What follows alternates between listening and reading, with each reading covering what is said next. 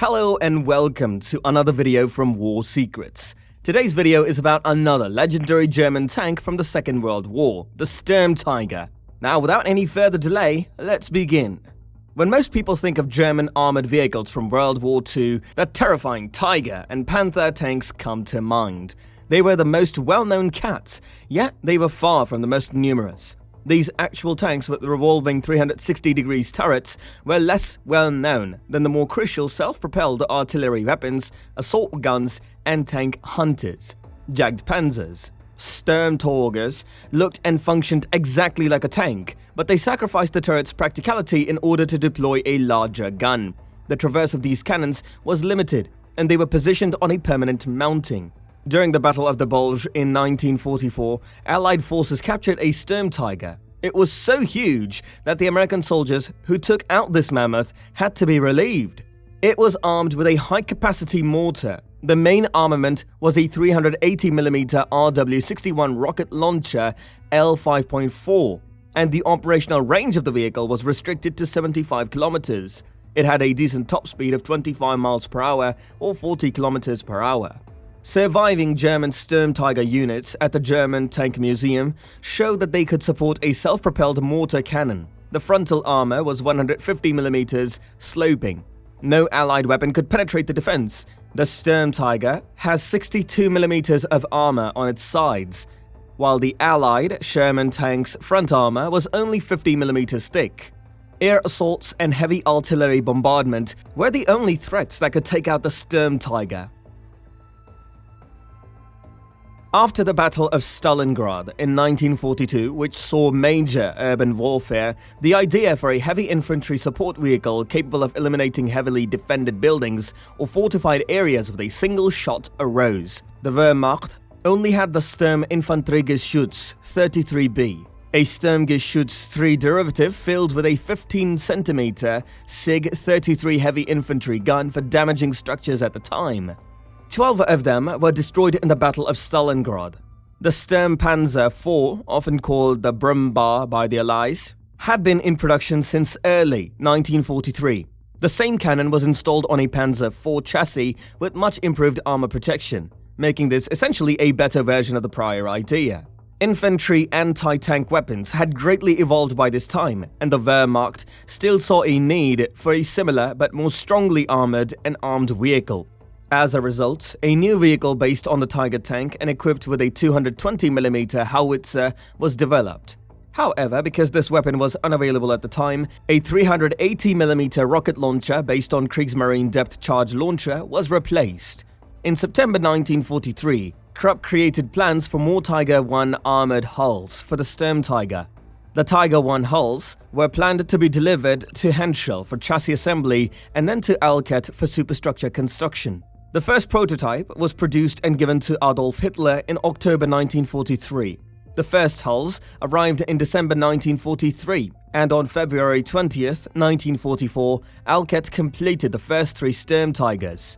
Due to delays, Hitler did not order the weapon until April 19, 1944. 12 superstructures and weapons would be manufactured and put on Tiger I chassis that had been repaired. In August 1944, Alket completed the first 3 Sturmtiger manufacturing series. On the 18th to 20th of August 1944, a conference was conducted to present Hitler with plans to complete the other 7 between 15th and 21st of September 1944. 10 Sturmtigers were built in September 1944, followed by 5 more in December 1944. Hitler placed a high importance on the Sturmtiger's specific application, estimating that 300 rounds of ammunition would be required each month. The Sturmtiger had the same hull and suspension as the late model Tiger I. The front of the Tiger's superstructure was removed to make room for the new fixed casemate-style fighting compartment that houses the rocket launcher. This was placed in the front of the car, giving it a boxy appearance. Due to the absence of the Tiger's long main armament, which protruded well in front of the hull, the Sturmtiger was much shorter overall than the Tiger tank, measuring only 6.28 meters compared to the Tiger's 8.45 meters. It was also slightly shorter than the Tiger, with a height of 2.85 meters compared to the Tiger's 3 meters. To survive, the Sturmtiger needed to be heavily armored because it was built for close-range street battle in urban environments. Its frontal armor was 150mm thick and sloped at 47 degrees from vertical, with 82mm thick superstructure side and rear plates. If a further armor plate was fitted, the front of the hull measured 100mm or 150mm. As a result, the vehicle's weight climbed from 57 tons to 68 tons.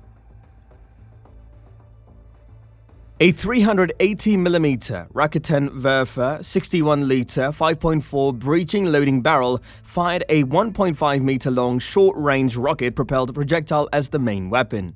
There were a number of round types with weights up to 376 kilograms and ranges up to 6,000 meters that either housed a 125-kilogram high-explosive charge or a shaped charge for use against fortifications that could pierce up to 2.5 meters of reinforced concrete. The former was said to have a range of 5,650 meters. A conventional charge accelerated the projectile to 45 meters per second, while the 40-kilogram rocket charge advanced it to roughly 250 meters per second. The design of the rocket system caused certain problems. The hot rocket exhaust could not be discharged into the fighting chamber, and the barrel could not withstand the pressure if the gases were not evacuated. As a result, a ring of ventilation shafts ringed the barrel, directing the exhaust and giving the weapon a paper box appearance. Due to the bulkiness of the ammo, only 14 rounds could be carried internally, one of which was already loaded and another in the loading tray. 2 storage racks were used to hold the remaining things. To aid in the loading of the ammunition into the vehicle, a loading crane was constructed adjacent to the loading door at the rear of the superstructure. Despite this, the entire 5-man crew was needed to assist with loading. An ammunition carrier based on the Tiger I chassis was planned to accompany each Sturmtiger, but only one carrier was completed. A launcher was installed at the back of the loading hatch for close defense against infantry, in addition to frontal-mounted 7.92mm MG-34 machine gun. In urban environments, the Sturmtiger's objective was to roll up enemy infantry bunkers, fortified farm buildings, the strong posts, and unleash its devastating round. Enemy combatants attempting to hide in had a slim chance of survival. However, it had to have its own crane to load the ammo since the enormous rounds it carried were so hefty. Once filled, the Sturmtiger's interior was so crammed that it could only carry 13 rounds of ammunition. When it did go off, though, the results were devastating. In the German army's assault gun line, the Sturmtiger was the ultimate assault gun. Because they were conceived so late in the war, just 19 of these weapons were built and saw actual combat before the war ended. It was a specialty weapon that, like many other weapons created in the last years of the war, caused more harm than good. It was prone to mechanical breakdowns on a regular basis. A driver, a machine gun radio operator, a loader, a second loader, and a tank commander who could utilize the top machine gun made up the 5-man crew. The German experience in the Battle of Stalingrad was the driving force for the construction of the Sturmtiger. Russian machine gun and sniper strongholds were difficult to eliminate. They needed an armored vehicle that could engage the enemy up close and personal and annihilate them with overwhelming firepower. The German Army's High Command has developed 3 new panzer companies that will be outfitted with the Sturmtigers. They were called the Panzer Sturmmortar Companion, or Armored Assault Mortar Company in English. They were given the prefix numbers 1000, 1001, and 1002. Each unit was scheduled to be armed with 14 Sturmtiger assault rifles at first. Each company was only allowed to have 4 automobiles. By the time the Sturmtiger got on the battlefield, the situation had switched for Germany. They were no longer on the offensive, with the exception of the Ardennes offensive. They were now defending themselves against attacks from both the Russian army and Western allies. Sturmtigers were used by Panzer Sturmmortar Companion 1001 and 1002 during the Battle of the Bulge. The Warsaw Uprising was the only time the Sturmtiger was used for its initial purpose of providing strong infantry support during attacks on heavily fortified urban areas. That's all for today. We hope you have found the video informative and entertaining. If so, then do not forget to like and subscribe to the channel. Also, press the bell to get the notifications on the upcoming amazing content.